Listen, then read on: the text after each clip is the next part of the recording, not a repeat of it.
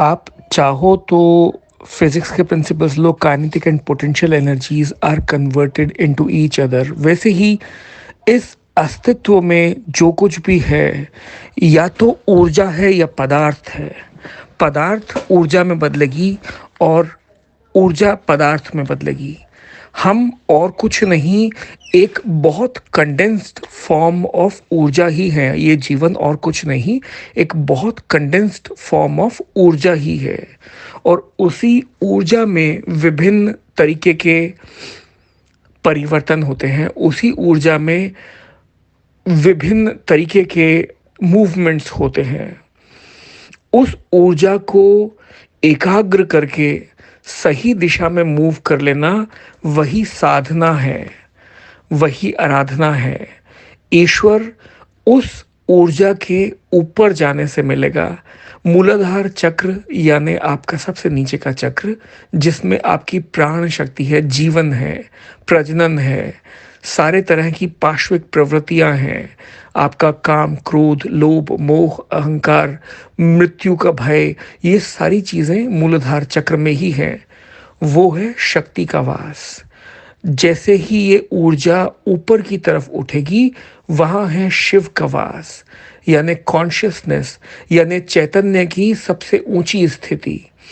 इसी ऊर्जा के ऊर्ध्वगामी और अधोगामी होने पे आपके जीवन में परिवर्तन आएंगे।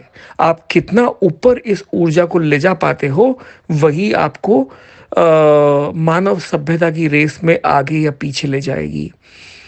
आपकी ताकत है कि आप दधीची मारीच के जैसे अपनी हड्डियों में इतनी ताकत भर लो कि इंद्र स्वयं आपसे आके बोले कि महर्षि, मुझे आपकी हड्डियां चाहिए वज्र बनाने के लिए।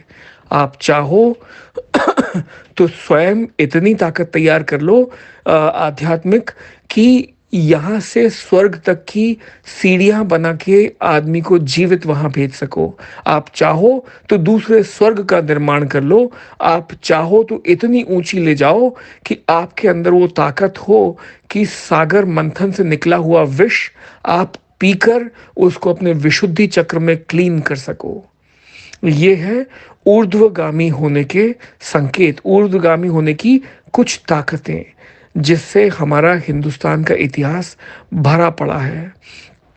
प्रकृति चाहती है कि ये ऊर्जा का बहाव अधोगामी हो, ताकि प्रकृति का प्रजनन, प्रकृति का बिजनेस चलता रहे। हठ योग का मतलब ही यही है कि मेरा हठ है कि मुझे प्रकृति के बहाव के उल्टा जाना है। आदमी को बंदर से आदमी बनने में लाखों साल लग गए।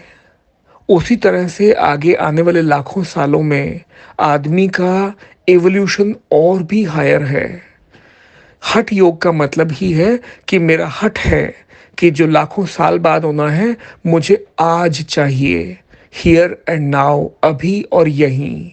और उसका रास्ता मानव शरीर के अंदर एक सिंपल सा है, अपनी ऊर्जा को ऊर्ध्वगामी बनाना। आपके पास ऑलरेडी 7 शरीर हैं। चक्र जो है ये आपके इस स्थूल शरीर की नहीं, चौथे विद्युत शरीर की घटनाएं हैं। और इन सबको पूरा जागृत कर लेना, इन नाड़ियों को पूरा जागृत कर लेना कि ऊर्जा का क्रिएशन आपको बाहर से ना लेना पड़े, अंदर ही चालू हो जाए, अंदर ही तैयार हो जाए, और वो कभी खत्म ना होने वाली ऊर्जा होगी।